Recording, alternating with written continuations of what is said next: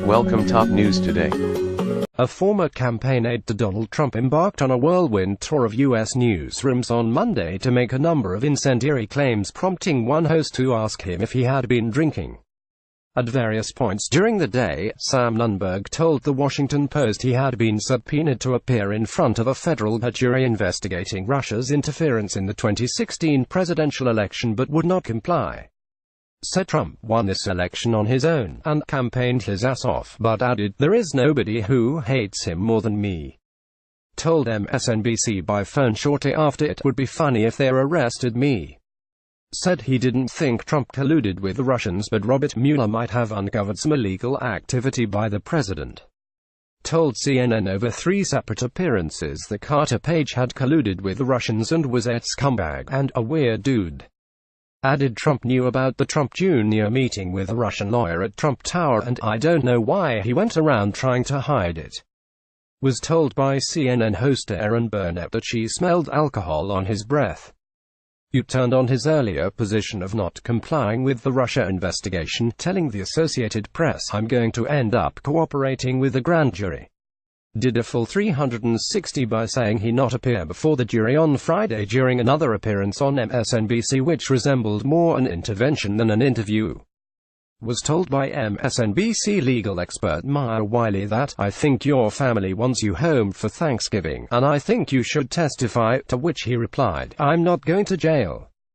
"Do you think I'm going to jail?" Finished the day telling Yahoo Finance that he's sick of this shit.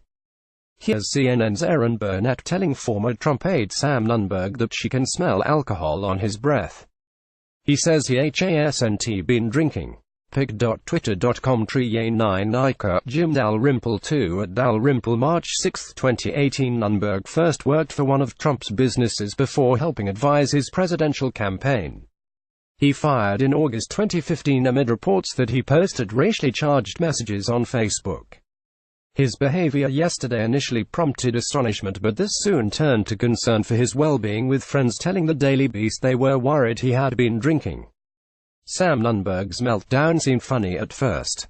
But as a physician, I'm really concerned that he may be in severe mental distress and pose a danger to himself. That's actually not very funny at all. Eugene Gu, MD at Eugene Gu March 6, 2018 What is happening? Is this Nunberg meltdown really happening on live TV? Talking about Trump spending, he's spending like a drunken sailor.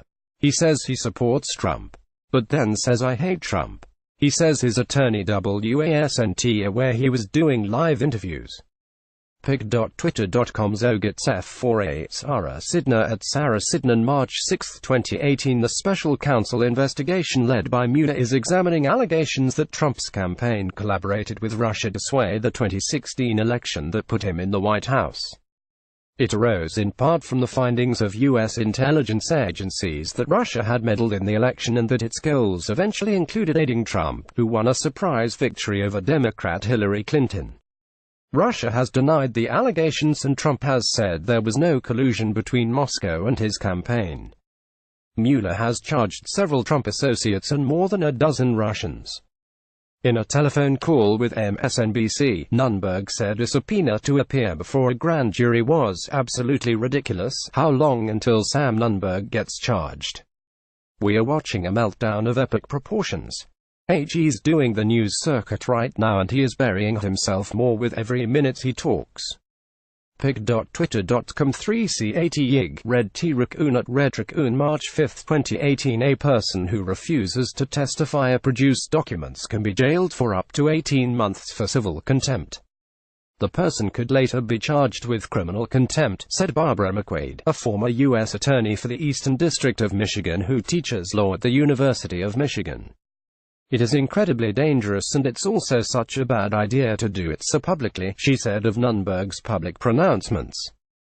The only ways to avoid a grand jury subpoena are invoking the constitutional right to avoid self-incrimination or claiming attorney-client or executive privilege, but these are not always successful. Nunberg rejected any notion that Trump had colluded with Russians, reports Reuters. Donald Trump did not collude with the Russians. "It's the biggest joke to ever think that Donald Trump colluded with the Russians," said Nunberg last year. Mueller's office won a court order forcing a lawyer for former Trump campaign manager Paul Manafort to testify before the grand jury after she claimed attorney-client privilege. When a person uses the attorney-client relationship to further a criminal scheme, the law is well established that a claim of attorney-client privilege must yield to the grand jury's investigatory needs. Chief Judge Beryl Howell wrote on the 2nd of October 2017.